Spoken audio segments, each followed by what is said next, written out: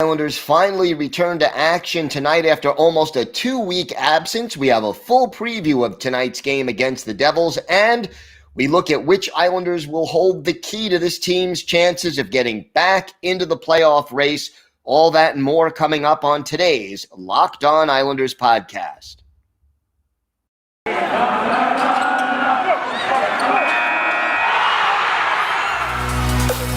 Your Locked On Islanders, your daily podcast on the New York Islanders. Part of the Locked On Podcast Network, your team every day.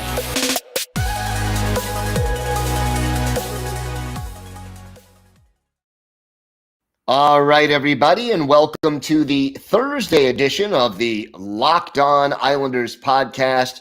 So glad you could join us today, and thank you for making Locked On Islanders your first listen every day. We are free and available on all platforms, and that does now include YouTube, so make sure you subscribe so you get all of the episodes as soon as they drop, and on YouTube they drop around 8 a.m. Monday through Friday.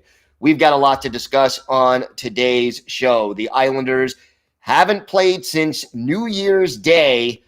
Finally, after 12 days off, they are scheduled to play tonight at the UBS Arena against the New Jersey Devils.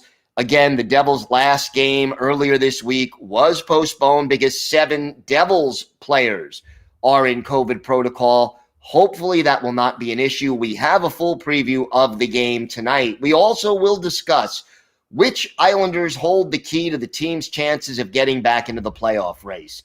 Certain players are just going to have to get the job done better than what they've gotten done thus far. And we'll talk about which players that includes. And no, you can't just say the entire team, but we'll break it down for you. We've also got our Islanders' birthday of the day and a whole lot more to talk about on today's show. If you've got something Islanders related on your mind, you have a question, a comment, a topic that you'd like us to talk about on the show, feel free to send us an email. The email address, lockedonislanders@gmail.com. And if you leave your first name and where you're from, we are happy to mention you on the show when we talk about whatever it is that's on your mind. You could follow the show on Twitter at LockedOnIsles, and you could follow me, Gil Martin, on Twitter at Ice Wars, NYRVSNYI.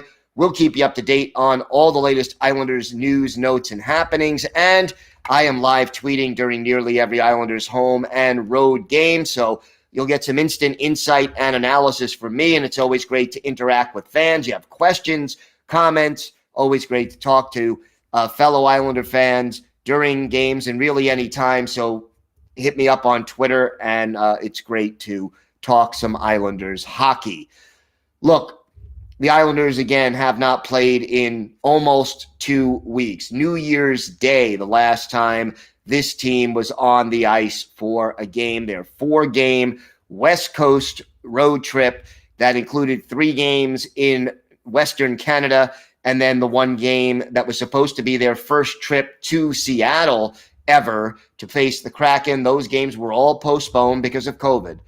And now you look at the standings, and, you know, it's a little scary, to be honest with you, because the Islanders right now, they're supposed to face the New Jersey Devils tonight, and they are 7 points behind the Devils and the Flyers in the race in the standings.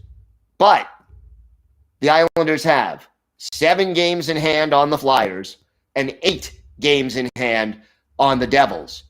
8 games in hand. That's 6 points that you can make up, and they're only 7. So obviously, the chances or the opportunity back into playoffs still exist. To do that, the Islanders are going to need to pick up their game. Obviously, you know, if we're making a list of the players that the Islanders need to come through in order for them to get back into the playoffs, obviously, Ilya Sorokin has been getting the job done. They need more, however, from Semyon Varlamov if they're going to make that playoff move. No team in this day and age is going to rely on a goalie to win 85% of their games. Certainly, the Islanders have not done that in many, many years, and they haven't done it at all under Barry Trotz, not for any length of time. So Varley, I'm not saying it's Varley's fault. He started off missing all of training camp, missed the beginning of the regular season because of an undisclosed injury. And just before this last break, he seemed to be getting back into his game. But the Islanders are going to need Semyon Varlamov to play much better if they hope to make that playoff run. The next player to me is an obvious one. It's Mathew Barzal. And Barzy has 21 points in 25 games, which is not bad. But your most dangerous offensive weapon, the guy who makes things happen the way Mathew Barzal is capable of making things happen, you want to go on a winning streak, you're not going to do it without significant contributions from Mathew Barzal. If Barzy is ice cold, this team will struggle to put the puck in the net because Barzal's ineffectiveness affects Anders Lee. It affects Kyle Palmieri or whoever else they put on that top line with Barzal and Lee, and they cannot afford to not have production from Mathew Barzal if they hope to make a playoff run. The next player on my list, and there are a number of them, but Noah Dobson. Noah Dobson remains at this point the only experienced NHL level defenseman who can move the puck out of the top six defensemen the Islanders want to dress. Pelech, Pulak, Mayfield, Green, Chara, and then, of course, Noah Dobson. Dobson is by far the best passer, the best out of those six players. Islanders need him to play well. Look, we saw what Dobson has done over the last, let's say, 5 to 7 games, and it's no coincidence that the Islanders play and their record is much better over that time because they need someone to help them with that transition game, and Dobson really is the guy. Obviously, Anders Lee and Brock Nelson, they're tied for the team lead in goals. They have to be productive. But I'm going to list two more guys who they need more from, Josh Bailey and Kyle Palmieri. They can get by with one of them coming through because I think Oliver Wahlstrom and Kiefer Bellows are sort of picking up some of the slack that Palmieri was expected, the production that Kyle Palmieri was expected to provide. But Josh Bailey, to me, really is a key guy. And here's why. When Josh Bailey is on his game, he makes the players around him better. He has the vision and the anticipation and the hockey sense to passes that a lot of his teammates either don't see, so they won't do it, or they don't have confidence that they can make us, so they don't do it. And realistically, if Bailey is on his game, the players on his line, whether it's the B&B line with Nelson and Beauvillier like he's been on traditionally, or whether they move him up with Barzal and Lee or wherever they put him, the players who play on a line with Josh Bailey will have better numbers when Bailey is on his game, making passes, making plays, and setting up his teammates. Without the production of Bailey, this team lacks something, and they need Bales to be back on his. Need him to be as good as he was in the playoffs the last years. If he was, I'd settle for the regular season job we saw in 2019, 2020, and 2021. That job would be good to get the job. And then I'm going to add one more unit, and that is the identity line. They have not been playing up to their usual standards this year. Now, Part of it is age, but a part of it has also been COVID and injuries and a whole lot of other things. The identity line needs to be solid again, or else this team won't have the tone set for them and won't have that they typically have when the identity line is at their best. So those to me are the players that are the absolute Islanders team to get the job done. We've got a lot more to discuss on today's show. We'll come back about tonight's game against the New Jersey Devils, 7:30 start. We have a full preview, our Islanders birthday of the day, and a lot more still to come on the Locked On Islanders podcast.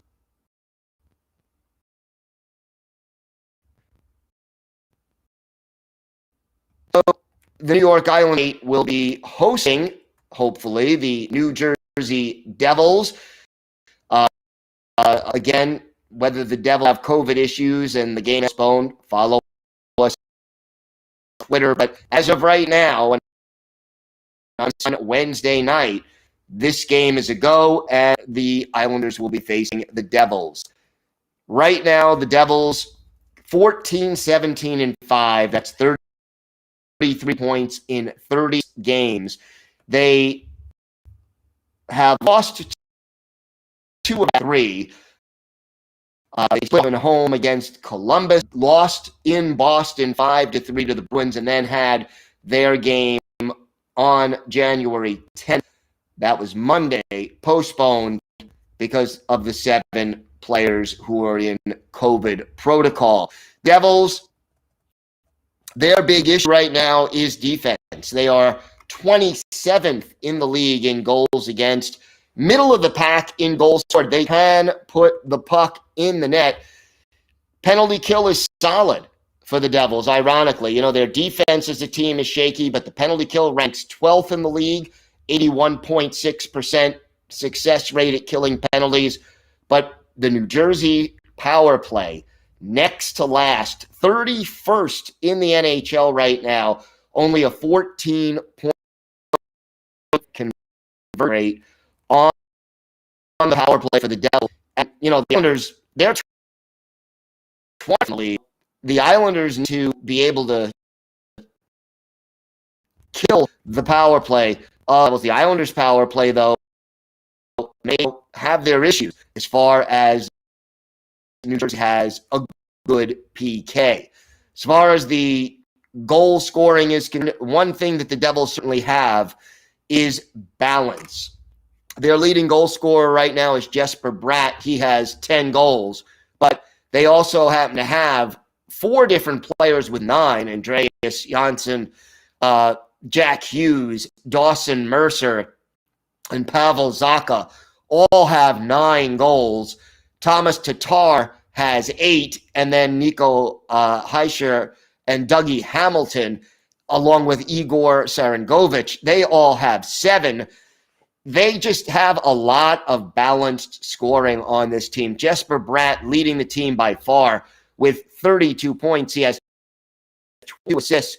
No other on this roster has more than 14, and that's Hischier, who has the 14. But overall, balanced scoring from that makes it a little more to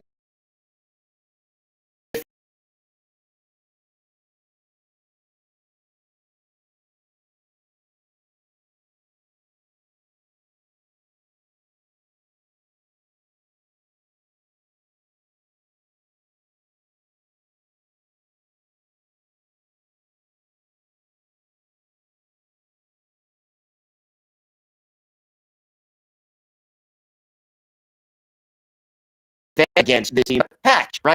Or, you know, have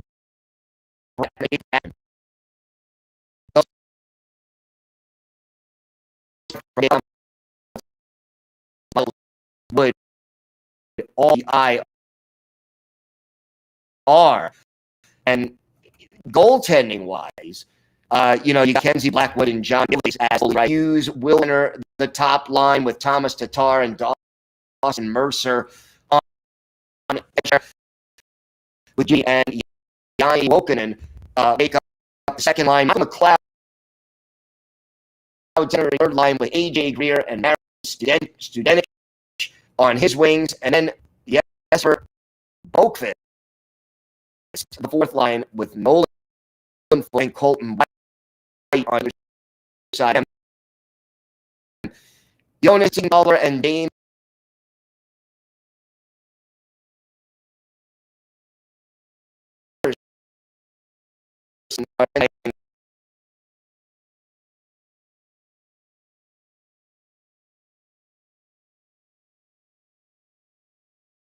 Nice and Christian Jones of their pair was enough to come out of COVID protocols. Who's available? Do players go into COVID protocols? All of these questions after the Islanders, not going to have Barry Trotz behind the bench.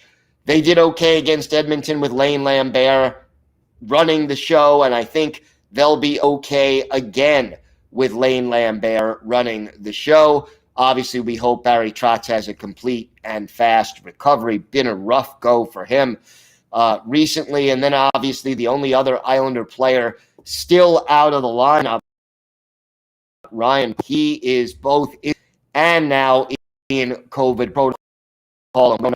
That will delay his eventual return. But you look at the situation. I mentioned the standings before.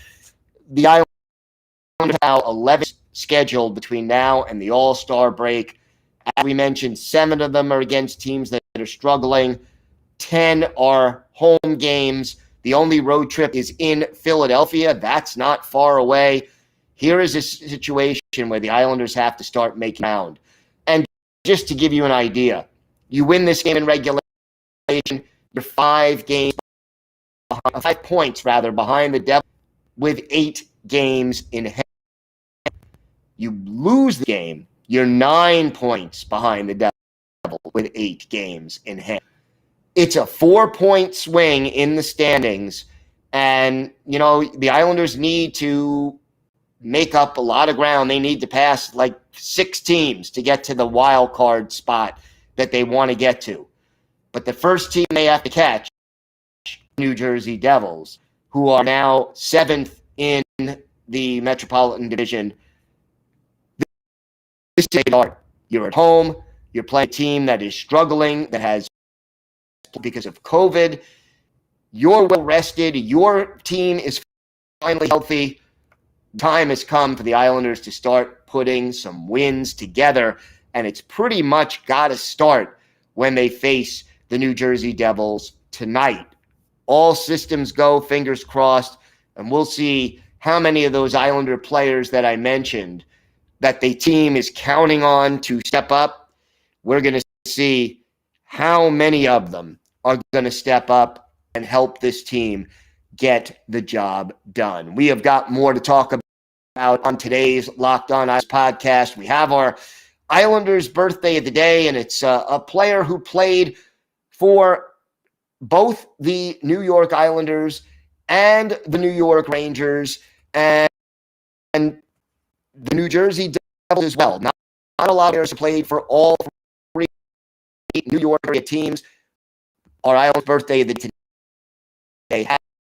Have you join us for that. Today's episode is brought to you by your friends at BetOnline. BetOnline would like to wish you a happy new betting year as we continue our march to the playoffs and beyond.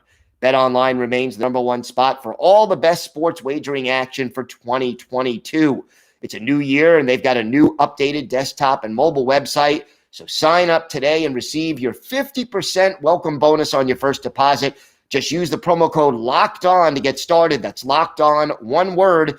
And if you use that promo code, betonline.ag will give you a 50% welcome bonus on your first deposit just because you listen to the Locked On Islanders podcast.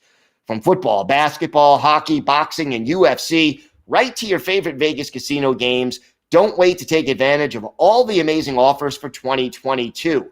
BetOnline is the fastest and easiest way to wager on all your favorite sports. BetOnline, where the game starts. Time now for our Islanders birthday to figure out who it was. A player who played all three New York teams, started with the Rangers, went to the Devils, also played for the Islanders. His 58th birthday is Friday. I'm talking about for Islanders center Sergei Nemchinov, the Moscow native, drafted 12th Stanley Cup the Rangers in 1994 and was one of four Russian players, the first four Russian players to get their names engraved into the Stanley Cup when the Rangers won it. He had 30 goals for the Rangers 91-92, was traded to Vancouver late in the 96-97 season, spent 2 seasons with the Islanders, 97-98 and 98-99, had a better season in his first year with the team, 10 goals, 29 points, and 24 penalty minutes, was a +3. Then was traded to the Devils late in the 1998-99 season and ended his NHL career with New Jersey in 2001-2002, went back to Russia, played 2 more years there. Nemchinov, in spite of that 30-goal season in his rookie year with the Rangers, more of a two-way forward. You could count on him for, somewhere, depending on when in his career, somewhere between 10 and 20 goals, let's say. Solid defensively, good on faceoffs, strong positionally, and a lot of hockey sense. Finished his NHL career 761 games, 152 goals, 345 points, 251 penalty minutes. Played in 105 playoff games, at 11 goals and 31 assists there. We're going to go back and look on at the Islanders. November 20th, 1997, at the Nassau Veterans Memorial. Things come to town, and a familiar face in goal for St. Louis, Jamie McLennan.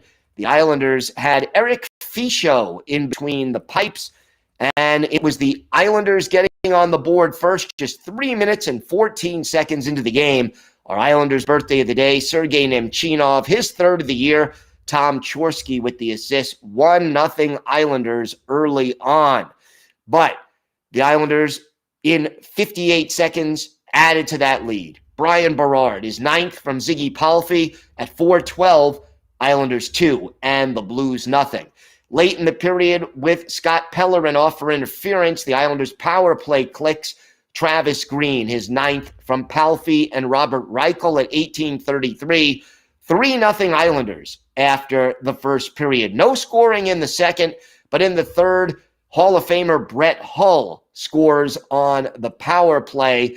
It was Rich Pilon off for roughing, and Hull gets his 13th from another former Islander, Pierre Turgeon, and Al McGinnis at 3:09. That made it 3-1. Then Jim Campbell scores for St. Louis, his 6th. Pavel Demitra and Jamie Rivers with the assist at 8:56. That made it 3-2. Islanders clinging to a 1-goal lead, but our Islanders' birthday of the day, Sergei Nemchinov, clinches the win for the Isles, an empty net goal at 19:33, his 4th of the year, 2nd of the game. Claude Lapointe and Tom Chorsky with the assists.